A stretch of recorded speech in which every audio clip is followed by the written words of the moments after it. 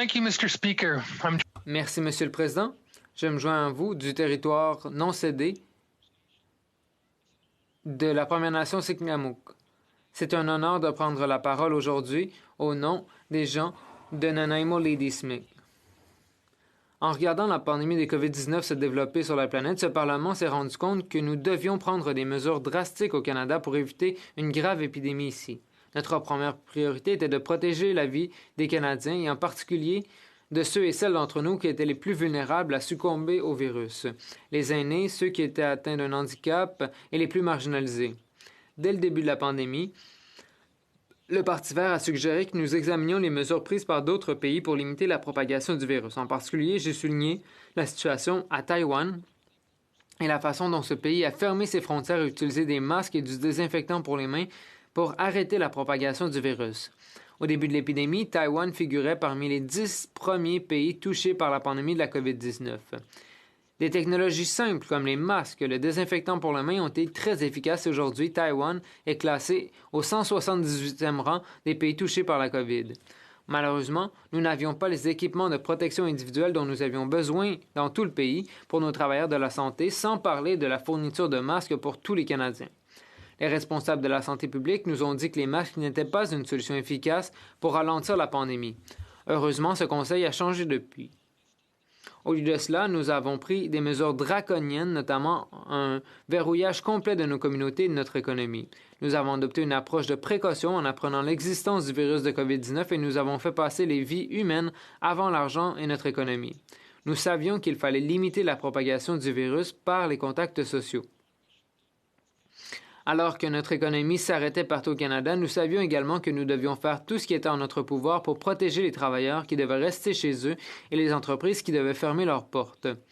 En tant que député du Parti vert, j'ai promis à mes électeurs que je travaillerais au-delà des lignes de parti pour faire ce qui était dans le meilleur intérêt de mes électeurs et des Canadiens.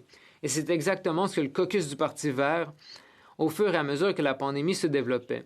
C'est avec fierté que nous avons fait partie de l'équipe Canada et que nous avons fait ce qui était en notre pouvoir pour faire passer les intérêts des Canadiens en premier.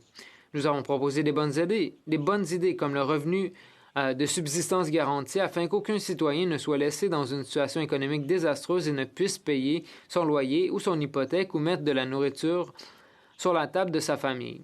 C'est un programme que nous avons défendu pendant plus de 10 ans et nous sommes heureux de voir d'autres partis reprendre cette idée. Malheureusement, le gouvernement n'a pas adopté un revenu de subsistance garanti et a plutôt créé un système disparate pour aider les Canadiens individuellement.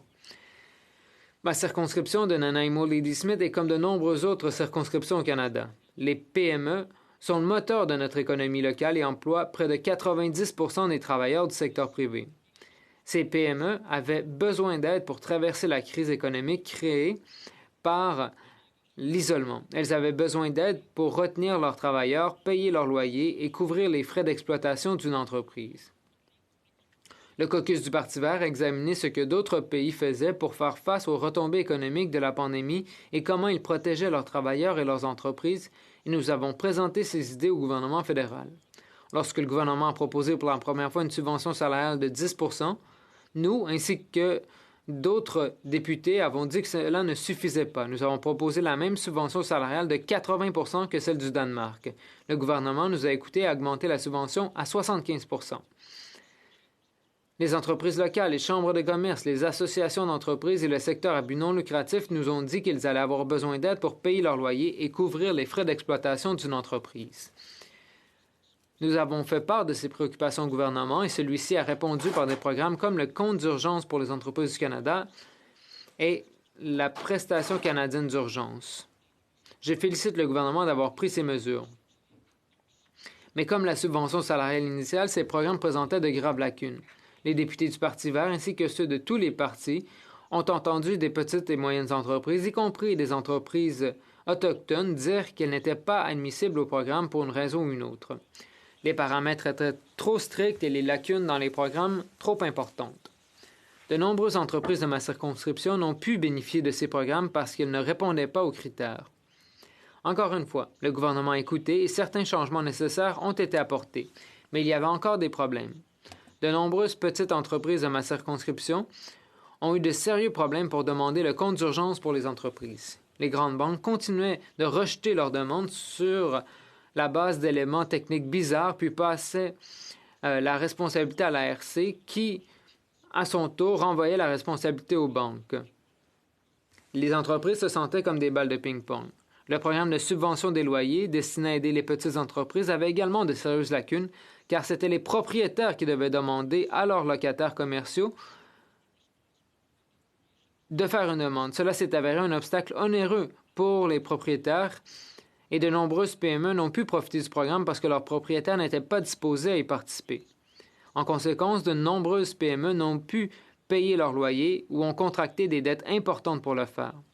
Le nouveau programme d'allègement du loyer doit être rétroactif au 1er avril pour aider les entreprises qui survivent de peine et de misère.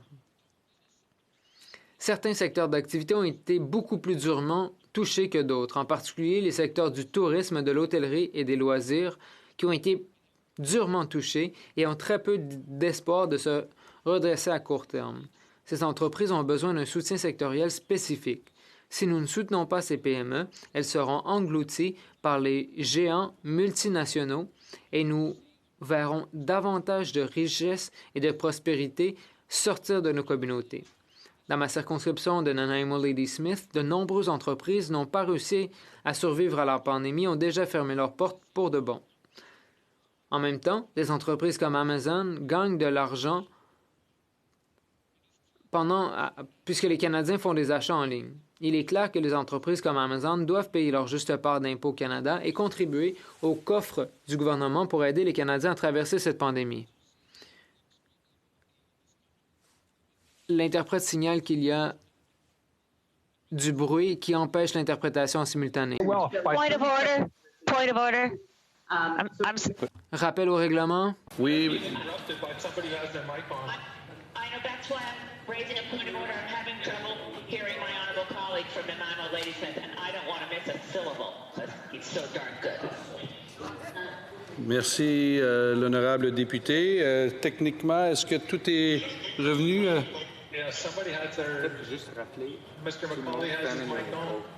J'aimerais rappeler à tous les gens qui sont en virtuel de fermer leur micro. Je demande à tous les députés de bien vouloir fermer leur micro si leur micro est ouvert, puisque nous entendons votre conversation. De Nanaimo Ladysmith, je vous invite à poursuivre, l'honorable député. Thank you, Mr. Speaker. Merci, Monsieur le Président. Nous avons également vu comment les personnes extrêmement riches de ce pays ont réalisé d'énormes profits pendant cette pandémie. Les 20 milliardaires les plus riches du Canada ont augmenté leur richesse de 37 milliards de dollars au cours des 6 premiers mois de la pandémie seulement. Il est clair que ces milliardaires doivent aussi payer leur juste part d'impôts. Leurs entreprises utilisent les infrastructures publiques payées avec l'argent des impôts, les routes, les ponts, les services de public, les infrastructures d'eau et d'égouts. Elles bénéficient de la gratuité de l'enseignement et des soins de santé pour leurs employés, ainsi que des transports en commun qu'ils utilisent pour se rendre au travail.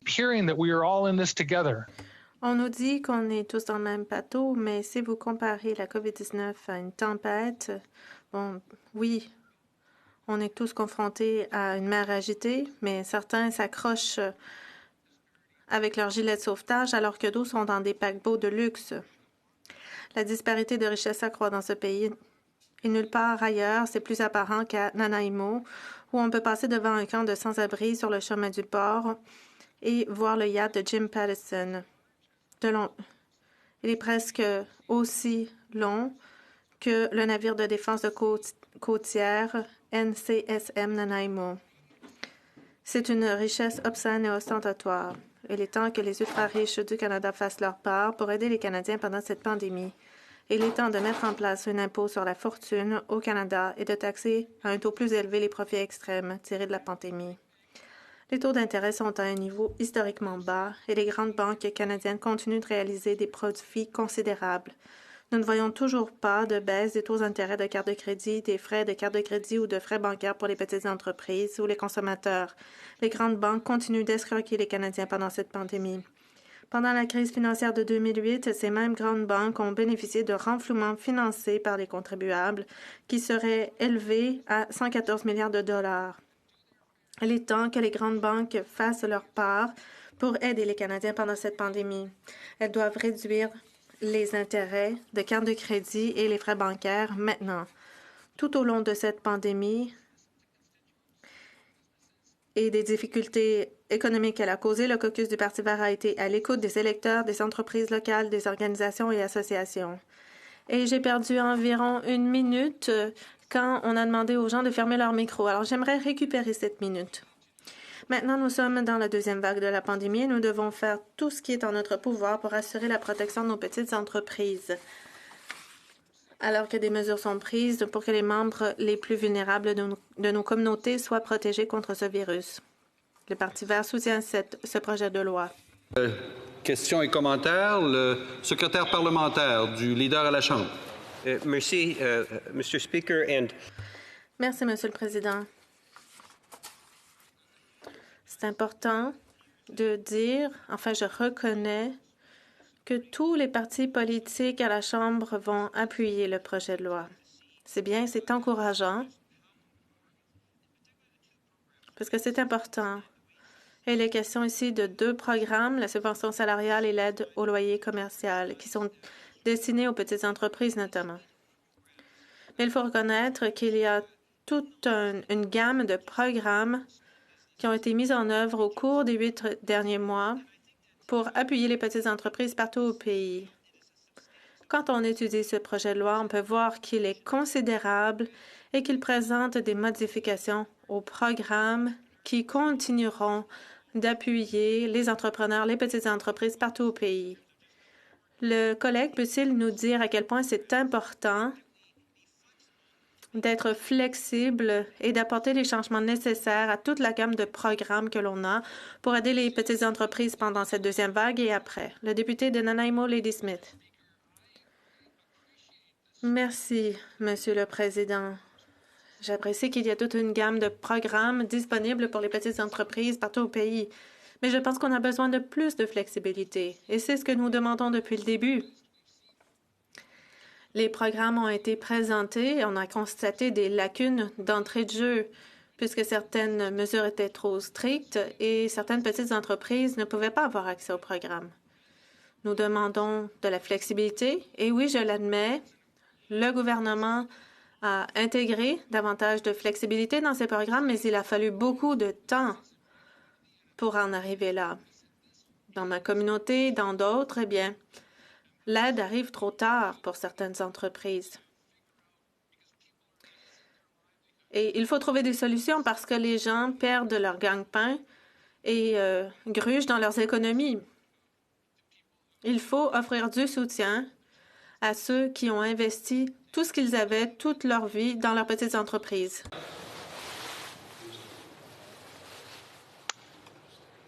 Thank you, Mr. Speaker. Merci, Monsieur le Président. Merci au député de Nanaimo pour son discours et pour ses bons mots à l'appui des petites entreprises et aussi pour ce qu'il a dit pour demander à ce que les plus riches paient leur juste part. J'ai moi aussi entendu des petits entrepreneurs qui ont dit que la subvention salariale était cruciale, mais d'autres entreprises doivent fermer leurs portes pour toujours parce qu'elles ne pouvaient pas avoir accès aux programmes mal ficelés conçus par le gouvernement. Les changements devraient être rétroactifs pour faire en sorte que les entreprises qui n'étaient pas admissibles à l'aide au loyer commercial parce que le propriétaire n'a pas voulu participer, eh bien, le programme devrait être rétroactif pour qu'elles aient accès comme toutes les autres qui ont vu leur propriétaire faire de demandes. Le député de Nanaimo, Lady Smith. Oui, je suis d'accord avec la députée de Victoria. Merci pour la question. Oui, les programmes devraient être rétroactifs. Des entrepreneurs n'ont pas pu avoir accès à l'aide au loyer parce que le propriétaire n'a pas voulu faire une demande. Des entreprises ont déjà fermé leurs portes, alors c'est trop tard pour elles. Mais d'autres accumulent des dettes, de grandes dettes, alors que d'autres entreprises et les grandes banques, elles accumulent les profits.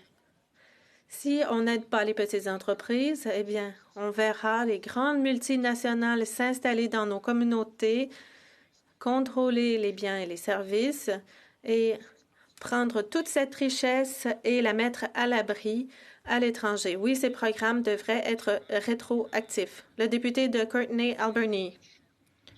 Question brève, s'il vous plaît. 30 secondes. Merci, Monsieur le Président.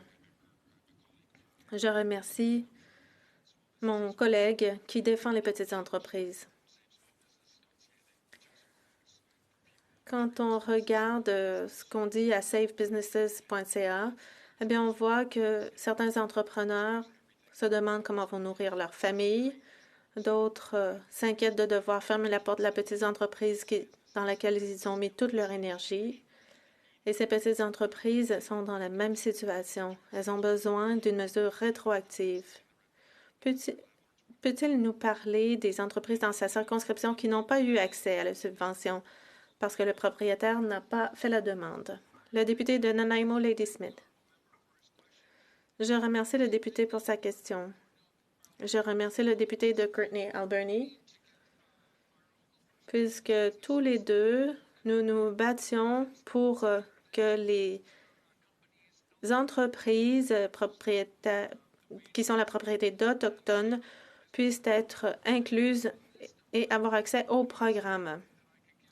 Je pourrais vous donner toute une liste d'entreprises qui n'ont pas eu accès